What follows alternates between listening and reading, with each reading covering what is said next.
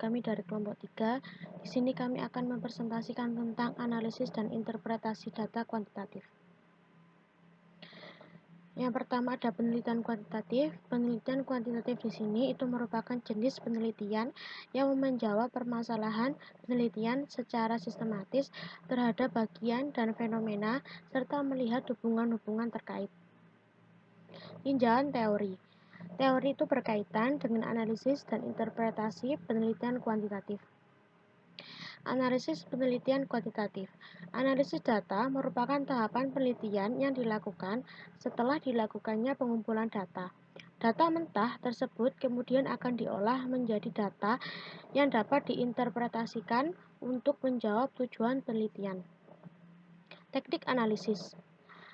Secara umum, teknik analisis data pada penelitian kuantitatif itu menggunakan data statistik. Adapun tahapan analisis data kuantitatif ada 3. Yang pertama ada pengolahan data, yang kedua ada organisir data, dan yang ketiga ada penemuan hasil.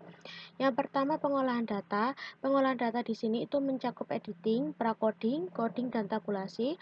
Organisir data itu memastikan derajat kebenaran, dan yang terakhir penemuan hasil itu menyusun kerangka simpulan berdasarkan hasil. Jenis data statistik. Jenis data statistik di sini ada 2. Yang pertama ada statistik deskriptif, yang kedua ada statistik inferensial. Nah, statistik deskriptif di sini itu menggunakan cara deskripsi dan menggambarkan data. Sedangkan statistik inferensial itu menggunakan pengujian empirikal terhadap sampel yang terpilih dari populasi. Interpretasi data itu adalah tahapan interpretasi data, merupakan bagian di mana peneliti itu berusaha mencari tahu arti angka, simbol, atau deskriptif dari analisis yang telah dilakukan. Ada 2 cara interpretasi, interpretasi terbatas dan interpretasi luas. Interpretasi terbatas menggunakan interpretasi langsung berdasarkan hasil analisis yang telah dilakukan. Disebut juga sebagai mikroanalisis karena hanya berdasar pada data peneliti. Sedangkan interpretasi luas menggunakan analisis pengujian dan data peneliti untuk memperkuat simpulan. Disebut juga sebagai makroanalisis karena melihat konsep teoritis yang lebih luas. Interpretasi makro. Pada analisis makro sangat umum digunakan data sekunder untuk mendukung analisis dan interpretasi peneliti. Bahkan tidak jarang data sekunder menjadi data utama pada penelitian. Masuk ke dalam pembahasan jenis analisis dan interpretasi berdasarkan contoh.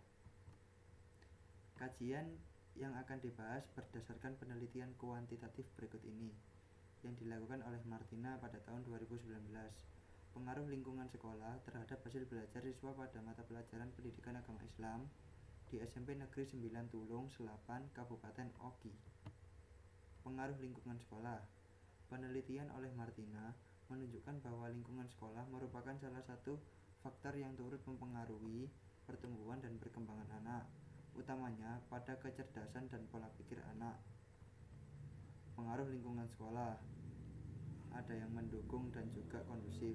Itu sama-sama lingkungan sekolah yang mendukung memiliki korelasi positif terhadap produktivitas dan kompetensi anak.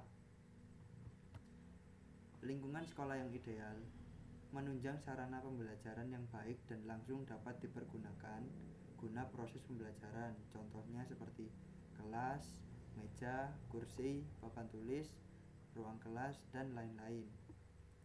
Adapun juga menunjang sarana secara tidak langsung, contohnya seperti halaman sekolah, jalan atau akses menuju kelas dan ruang guru, lapangan olahraga, dan juga kantin. Teknik analisis yang dilakukan.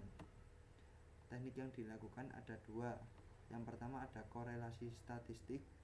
Analisis dilakukan dengan teknik statistik pada 2 variabel, bersumber dari data kuesioner dan hasil kognitif belajar siswa. Lalu yang kedua ada jenis analisis statistik. Analisis statistik dilakukan dengan regresi linier 2 variabel. Ruang lingkup penelitian oleh Martina pada tahun 2019. Fokus lingkungan yang dibahas mencakup lingkungan non-sosial, termasuk di dalamnya letak gedung sekolah, rumah tempat tinggal siswa, alat belajar, keadaan cuaca, dan juga waktu belajar. Lalu ada fokus performa pembelajaran yang dinilai adalah aspek kognitif, di mana penilaian kognitif masuk ke dalam penilaian terhadap hasil belajar yang berkaitan dengan daya ingat, kemampuan berpikir, dan intelektual. Populasi penelitian yang dilakukan oleh Martina, siswa SMP Negeri 9 Tulung Selapan, Kabupaten Oki, berjumlah 104 siswa dan 116 siswi, dengan fokus responden berjumlah 33 siswa ataupun 33 siswi.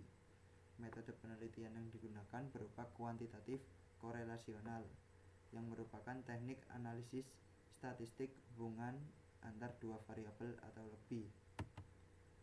Hasil penelitian, penilaian terhadap kondisi lingkungan yang baik ada 5 orang, sekitar 15,5%, yang sedang ada 25 orang, sekitar 75,75%, yang rendah ada 3 orang siswa, 9,9%.